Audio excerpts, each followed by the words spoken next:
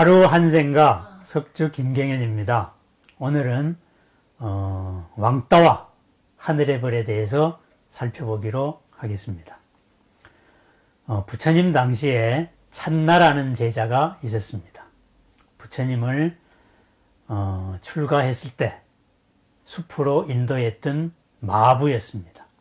찬나는 나중에 부처님께서 성도하신 후 얼마 되지 않아서 출가해서 부처님의 제자가 되었습니다. 일찍 출가한 것이지요.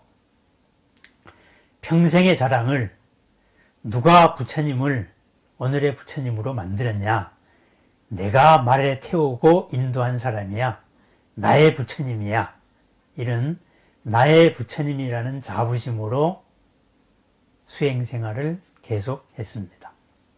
그러다가 나중에 출가한 사리푸타와 마하 목갈라나가 부처님의 상수 제자가 되었습니다.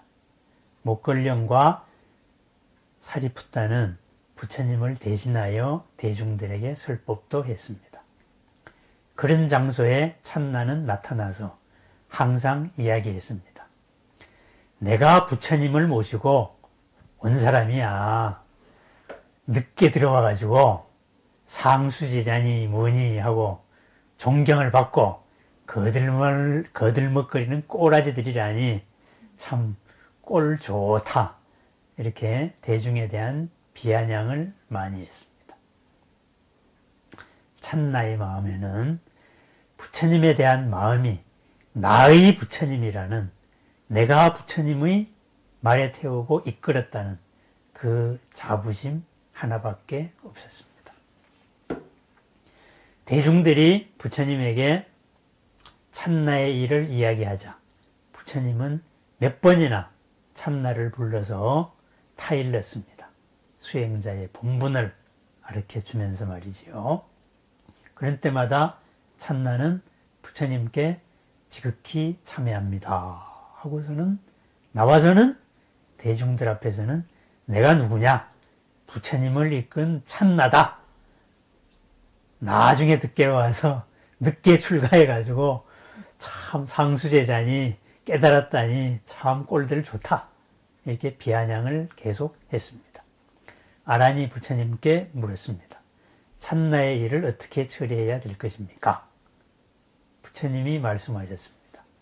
찬나는 내가 열반에 들기 전까지는 아란에 들지 못할 것이다. 찬나는 내가 열반에 든 다음에 아라한이 될 것이다. 이런 말씀을 하셨습니다. 부처님께서 어느덧 세월이 흘러서 80이 되었을 때 나는 석 달 뒤에 열반에 들겠다. 이런 선언을 하셨습니다. 미리 정리해야 될 일들이 하나 둘 부처님께 여쭙고 정리되어 갔습니다. 그 가운데 아란이 찬나의 일을 물어봤습니다. 찬나를 어떻게 해야 합니까? 부처님께서는 말씀하셨습니다. 찬나에게는 하늘의 벌을 내려라. 부처님께서 열반에 드신 다음 아란은 대중들 앞에서 선포를 했습니다. 부처님께서는 찬나 장로에게 하늘의 벌, 범단벌, 브라흐마 단다를 내리셨습니다. 이 순간 이후로 어느 대중도 찬나의 벌과 찬나의 장로와 눈이 마주쳐서도 안 되고 대화를 해서도 안 되고 몸을 마주쳐도 아니 됩니다. 하늘의 벌의 내용이 있는 사람을 있는 사람으로 인정하지 대하지 않는 것입니다. 그렇다고 해서 있는 사람을 대중에서 쫓아내거나 있는 사람을 경멸하거나 무시하거나 그러한 벌은 아닙니다. 찬나 장로는 엄청난 충격을 받았습니다. 나의 부처님이 내한테는 이런 방구도 없이 돌아가시면서 하늘의 벌을 내렸다. 또 저 하늘의 벌을 받은 나는 어떠한 대중에게도 나의 부처님을 얘기할 수가 없다. 찬나는 3번이나 정신을 잃고 깨어나기를 반복했다고 합니다. 그 순간 이후 대중은 하늘의 벌을 묵묵히 지켰습니다. 탁발할 때에는 같이 탁발을 나가고 수행처소에 올 때도 같이 돌아오면서도 찬나와 눈도 마주치지 않았고 찬나에게 어떠한 말도 걸지도 않았고 대꾸도 하지 않았습니다. 어느 날 찬나는 마침내 스스로의 마음을 되돌리기 시작했습니다. 출가 본연의 목적과 과연 부처님께서 왜 나에게 이런 가혹한 벌을 내리셨을까? 마침내 평생을 가지고 왔던 자기 자신의 생각의 틀과 생각의 방향이 그리고 생각의 습관이 잘못되었다는 것을 알았습니다.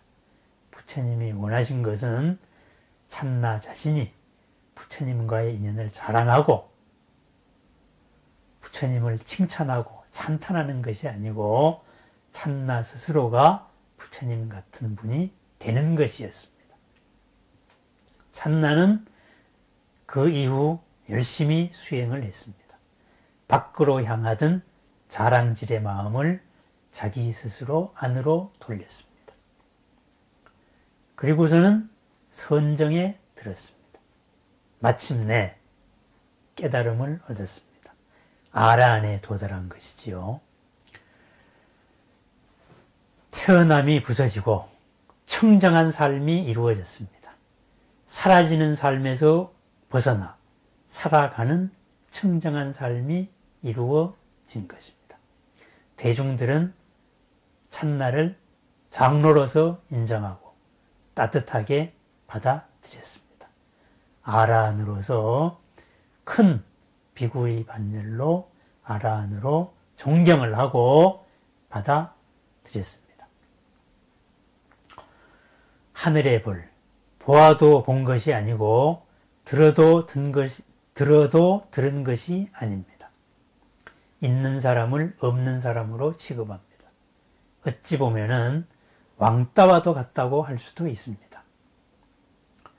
왕따, 우리가 밉거나 싫거나 아니면은 저런 사람은 격리 대상이 돼야 된다. 이런 사람에게 보아도 본 것이 아니고 들어도 든 것이 아니고 상대를 하지 않는 방법입니다. 그러나 왕따와 하늘의 벌은 모양은 같아도 출발선부터가 전혀 다릅니다. 왕따에는 감정이 숨어 있습니다. 저 사람은 싫다, 밉다, 저 사람만 보면 화가 난다. 그럼 그 감정의 끝은 뭐냐? 저 사람이 파멸이 되었으면 좋겠다. 스스로 폭발해서 잘못되었으면 좋겠다. 그래서 우리와 완벽한 격리가 되었으면 좋겠다. 이런 감정과 아울러서 상대의 무너지는 모습을 기뻐하는 마음이 같이 들어있습니다. 하늘의 벌은 대중에서 쫓아내지도 않으면서 함께 생활을 하면서 보이지 않는 끝없는 배려로 이 사람의 생각의 방향과 이 사람이 뜻했던 본래의 목적과 이 사람의 평소의 생각, 습관을 바꾸어 주는 것입니다. 목적을 재확인하고 잘못된 길에서 바른 길로 들도록 보이지 않게 유도해 주는 방식이었습니다. 크나큰 배려였습니다. 그러한 배려 속에서 생각의 틀을 바꿉니다. 있는 것을 있는 그대로 봅니다. 생각의 방향도 바꿉니다.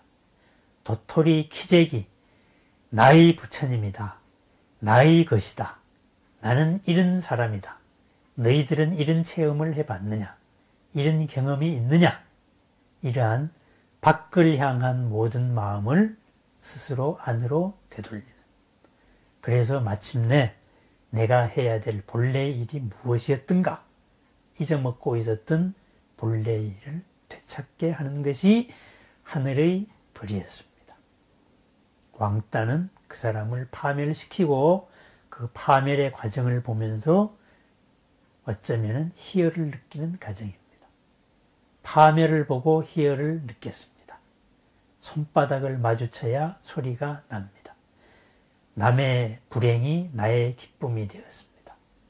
불행의 에너지와 기쁨의 에너지는 똑같습니다. 그것은 마침내 똑같이 나에게 돌아올 새로운 인과를 만든 것입니다. 나의 기쁨도 저 사람에 의해 가지고 언젠가는 되돌아올 것입니다. 왕따의 현상으로서. 모양은 같아도 내용과 그리고 출발선이 180도 다른 일들이 세상에는 많습니다. 우리는 보이는 것에 쏙지 말아야 하고 들리는 것에 이끌리지 말아야 합니다. 때로는 내 스스로에게 하늘의 벌을 내려야 될 때도 있습니다. 떠오르는 나의 생각이 과연 나를 진정한 이익과 안락으로서 뒤탈 없는 행복으로 이끄는 것인가, 보람으로 이끄는 것인가, 파멸로 이끄는 것인가 스스로 살펴볼 때도 있어야 합니다. 제 스스로를 돌아볼 때 한때에 좋아서 통제하지 못하는 집착으로서 이것만이 훌륭한 일이다 했던 일이 돌아보면 나쁘끄러웠던 순간이었다는 것을 깨닫게 되는 일이 많습니다. 하늘의 벌, 사랑과 배려, 보이지 않는 사랑입니다. 형식이 벌입니다. 하늘의 벌을 내리는 사람이나 하늘의 벌을 받는 사람이나 본래의 하고자 하던 가장 훌륭한 일을 되찾는 수행 방법이기도 합니다. 가끔은 손님 같은 내 생각이 나의 주인으로 행세할 순간도 있습니다. 스스로에게도 하늘의 벌을 내려보십시다. 남도 그러하듯 내 자신에게도 나의 가능성의 꽃을 피워보십시다. 스스로 빛나고 남도 빛나게 하는 방법 가운데 하나, 스스로에게 내리는 하늘의 벌입니다. 오늘 하루도 활짝 피어나는 빛나는 하루를 축원드립니다. 감사합니다.